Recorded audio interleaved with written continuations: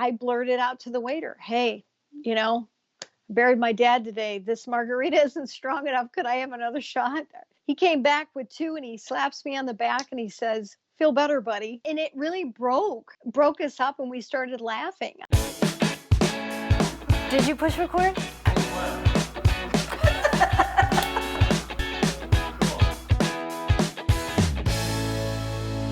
Thanks for joining us on Second Act TV. Today, I'm so happy to introduce a new content expert to Second Act, author, speaker, coach, and a specialist in the healing arts, Diana Previs. Diana, thanks so much for joining me today. Thank you for having me. Well, I am real excited that you're here. Diana is the producer of an online summit called Journey Through Grief with Grace. And that's what we want to talk about today. Diana is grief, dealing with grief. One thing that nobody really knows how to do because we don't want to talk about it. We don't want to deal with it. I did a little bit of research on some of the main do's and don'ts that people are advising, and I want to get your input on that. So let me go ahead. Let's just dive right into it. You know, how do you deal with your own grief? How do you help someone else? And one of the first things that hit me that made so much sense is to accept that there's really nothing to say. Mm-hmm. Well, thank you so much for having me. When I interviewed 23 speakers around the world on this, they talked about one of the biggest things that people don't really understand how to talk to somebody when they've gone through a loss.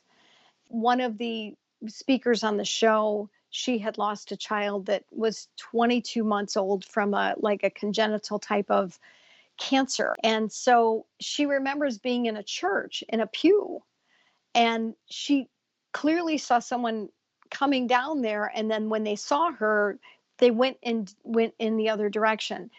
What I have come away with, it's not what you say, but just the fact that you say things. Mm-hmm. You know, you show up. It's not that people don't want to help, they just don't know how to help. Yeah, and I think that's the biggest takeaway with that first point is that just understand there's nothing you can either tell yourself to make you feel better, or certainly not something else. No words are going to make anybody feel better, you know, and that's okay. And I think that's good to just be aware of that. The other thing is that society dictates in our culture that, you know, the loss of an immediate family member, we're expected to get over it pretty quickly in terms of, you know, a year, 12 months.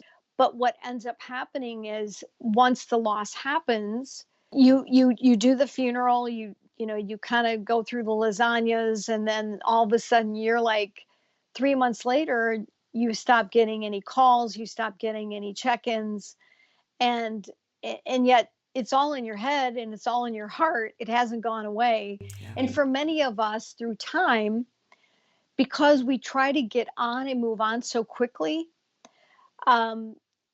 those unspoken words of grief, they settle into our endocrine system. Yeah. Because we try to bury it. Well, you can't really bury it. Yeah. It affects every area of your life. Yeah, exactly. And you can get physically ill, which is, well, interesting. A lot of people don't know that. And that's maybe one of the do's is to ask for help, even though you don't want to deal with anybody, or, you just want to be alone.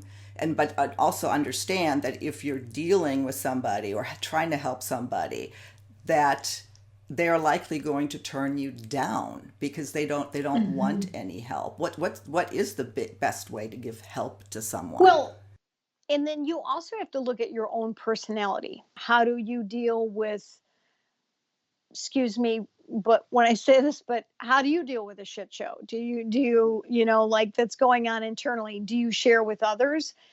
I can give you a quick story of the day that I transitioned my father. My kids that night, they took me for a Mexican dinner and margaritas just to have some type of reprieve because we couldn't cook. And I blurted out to the waiter, hey, buried my dad today. This margarita isn't strong enough. Could I have another shot? He came back with two and he slaps me on the back and he says, Feel better, buddy. I mean, it was, and it really broke us up, and we started laughing. I mean, because it is a cycle of life, but we're not honoring that cycle. And the other thing that you bring up, this touches a very important point. Years ago, we laid out our family members, we took care of them in our homes. Now they're going to nursing homes and assisted livings, and nobody wants to go to a funeral home. Also, one thing that I thought was interesting, is when you are there, your beliefs or how you would handle it, as you said earlier, people tend to impose that on others, and that's one of the big don'ts, right? Mm-hmm. Right, right. Oh, there's a phrase called "don't poke the bear." I was hosting a clubhouse room, and this woman, she's a grief specialist, and she was saying how she was trying to get this guy to open up, and he was like, "I'm good, I'm good." And instead of reading somebody's body language, you don't stop checking in with them and saying, "I'm good." You just, shift that around, in a different way. Hey, just checking in, can I mow your lawn this week? I noticed that I have these extra things. I'm going to drop them by and leave them on your porch. I was just thinking about you. And I just wanted you to know that. Yeah. That in and of itself is so much more. And the biggest thing I think for anyone that might be watching right now is, you might know that you have a friend that lost a parent, or they lost their career, or they lost their husband, whatever that might be. And you know that they're not in a space, they're not the way you know them to be in the fullness of themselves. Don't abandon them now. Yeah. What can I do for you? Not assume that you understand what they're feeling. And I Oh, know that, yeah. yeah, that's both. I've experienced that both at, when my parents passed, or I've heard other people. I've lost some friends recently, and especially during the service or at a service afterwards, oh, they're in a better place, or they're, God was God's plan. It, one, you don't know if they believe that, Right. and two, they're going to hear this over and over and Right. over again. Right. It's Well, just, that's a it big might have don't. been God's plan, but it wasn't my plan. Yeah, And I really don't want to hear that plan right now, right? right, exactly, exactly. Uh, and you just said that, do allow emotions to be expressed. Right. Really important. And here's the thing.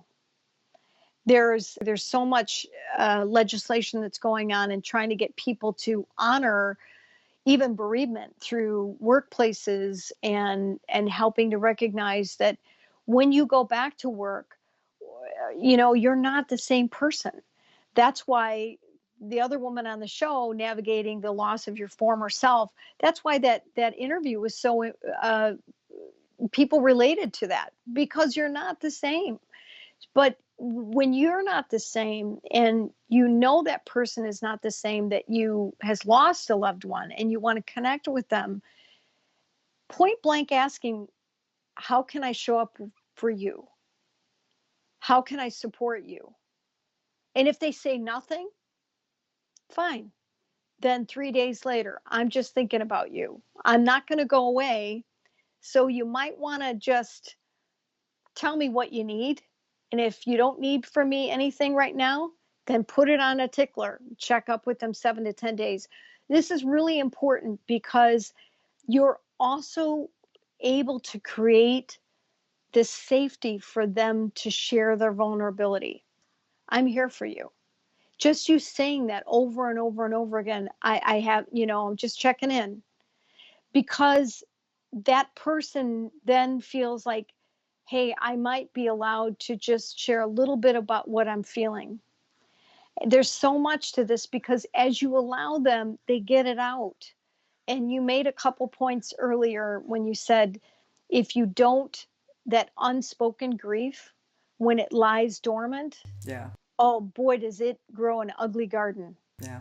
We're starting to run out of time, so I want to go one other point that I thought was incredibly, it really struck me, and that is don't look for the positives in what Right. just happened. It is what it is. There aren't positives in every situation in life. This is a really, Mhm. really sad thing. Right. And if you impose that on somebody else to look for the positives, that will hurt a lot more than it helps, Mhm. right? Well, I'd like to call it holding space for whatever that means. And maybe that moment, and I'm also, one of those solution finders. And, you're going to find out a lot of people that want to bring their lasagna, that they're a solution finder. I mean, they're like, they want to make things better. Yeah. And maybe making things better in the moment is just being there for that person and not abandoning them. Yeah, and just recognizing it. Yeah, it's an uncomfortable situation, but it's okay to talk about the deceased. It's okay to bring up memories. They were there. It's okay to have pictures. Don't encourage someone to put their pictures away and move on. That's No. you cannot rush this process. This is such an important deep topic. We can talk about this forever. Diana, anything else in terms of the do's and don'ts that you want to leave us with on this segment? Well, I think that whoever is listening right now, is going to think about somebody that comes to mind, and it could even be yourself. Mm, So if it is yourself that you've lost a loved one and you've shut somebody out, ask yourself, get curious with yourself and say, what do I need? How can I tell people and feel safe enough to tell people what I need? And then the other thing is, if you are the person that somebody is hurting right now, energetically ask, there's so much communication with the other side, help me to understand what this person needs right now and trust your gut, but just don't give up on them. yeah, and don't impose things that you're No, yeah, no, yeah, don't, like, hey, I think you should take this retreat, yeah. you know, because they may not be ready. And then the other thing that I wanted, and I work with clients and I talk about manifesting, about shifting energy, and everything is about quantum physics. So when let's say, I'm going to give you a quick example. Your friend lost her husband in a terrible car accident. She's got two little kids. You know that she's a wreck. But when you think about your friend Susie, that her husband died in a car accident, and you're in your own home, think about Susie. About Susie's strong. Susie has amazing willpower. Susie, all the best aspects about your friend, and then by you inspiring from afar, that person feels that energy, and then they will also reach out to you and say, hey, you want to grab a cup of coffee? It's amazing, the transference of energy. Thank you so much for having me. Click on Journey Through Grief with Grace, and you'll get free access right now to the series while it's going until the 24th. Yeah, and then if they watch this at a later date, they can still It's have it'll access to all. Absolutely, it's going to be evergreen. I like to do some more on this. I think lots of people, obviously at this stage in life are dealing with that, and I look forward to having you back on another segment on Second Act TV.